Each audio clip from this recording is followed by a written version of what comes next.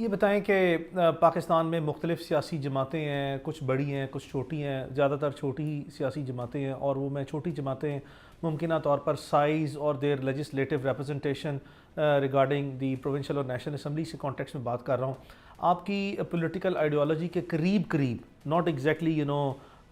कि जो आप सोचें उसकी ही वो आइडियोलॉजी में फिट इन हो जाए, लेकिन करीब करीब कौन सी सियासी जमात आती है? देखिए, मेरे ख़्याल में हमारी सियासी जमातें जो हैं ना, वो भी बयान कोई भी करें अपना मंशूर, मगर वो एक सिलेबस से गुजरी हैं। वही सब ने चैप्टर पढ़े हैं, वही सब ने इम्तहान दिए और उससे गुजरी हैं, जिसमें सेंटर की जमातें, राइट ऑफ सेंटर की जमातें और लेफ़्ट ऑफ सेंटर की जमातें जमहूरियत के ऊपर और आइन के ऊपर इस्टेब्लिशमेंट के साथ, मिलिट्री इस्टेब्लिशमेंट के साथ समझौता करते भी नज़र आईं और कॉम्प्रोमाइज़ करते भी नज़र आईं। हमने ये भी देखा कि सलमान तासीर की जमात यानी कि पीपल्स पार्टी, मुमताज़ कादरी की जमात यानी कि TLP से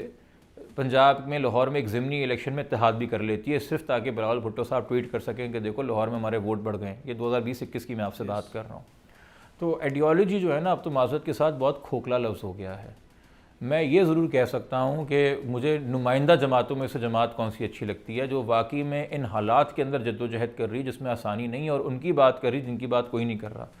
तो हक दो तहरीक मौलाना हिदायतुर्रहमान जिसको लीड कर रहे हैं मकरान में, गवादर में, चूँकि वहाँ किसी मीडिया के कैमरे की आँख नहीं खुलती, वहाँ कोई सिविल सोसाइटी के बड़े दिग्गज जाके बड़े कमीशन बैठ के कोई काम नहीं करते। और आपको पता है कि एक इलाका गैर डिक्लेयर हुआ है बहुत हद तक, वहाँ पर जो सिक्योरिटी के मसाइल हैं।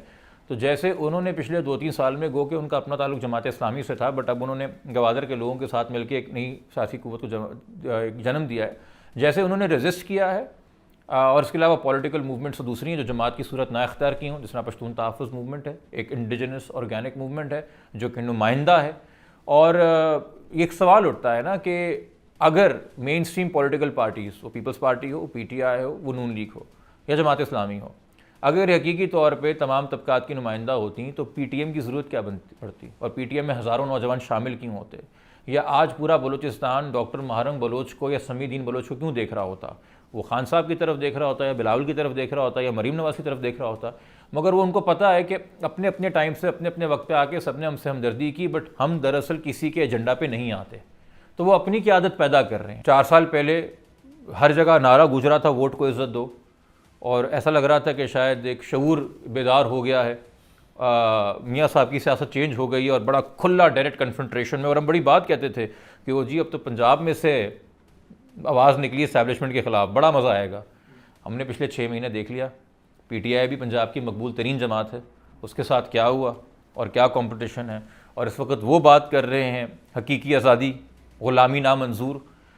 मगर हम ये भी सुनते हैं कि जी मुझसे कोई बात क्यों नहीं करता, मुझसे कोई निगोशिएट क्यों नहीं करता। तो कल को अगर अपारा में से या GHQ में से कोई बात आवाज़ आती है और अडयाला तक जाती है, तो मेरे ख्याल में अडयाला से जवाब भी आएगा।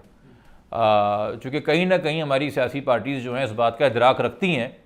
कि हम तो वक्ती तौर पे माइनस हो सकते हैं, बट कांस्टेंट पावर वो है। और उसकी बड़ी वजह ये है कि जो ऐवानों में अवामी नुमाइंदे हैं, जो सियासी पार्टियां हैं, ये एक दूसरे पे बहुत डिस्ट्रस्ट करती हैं, ये एक दूसरे के ऊपर एतबार भी नहीं करती और एक दूसरे की टांग खींचने में भी लगी रहती हैं। तो अगर ऐवान के अंदर तमाम सियासी नुमाइंदे एक basic common minimum agenda, charter of democracy आप कह लें, किसी सूरत में साइन कर लें, या इवन हमारे जजेस, चूँकि हमने तारीख़ में देखा चीफ जस्टिस मुनीर साहब से लेके फिर जस्टिस नसीम हसन शाह की बात कर लें, कुछ लोगों का साकिब निसार हवाले के से व्यू था, उमर अता बंदयाल हवाले साहब के हवाले से व्यू था, आजकल काजी फैज़ साहब के फैसलों के हवाले से है, कि हमने ये भी देखा कि जब कभी किसी सियासी कुव्वत ने या तहरीक ने या पार्टी ने हिम्मत भी जुटाई कि जी आए चैलेंज देते हैं इस्टेब्लिशमेंट को, तो ढाल जो है वो सुप्रीम कोर्ट बन गई,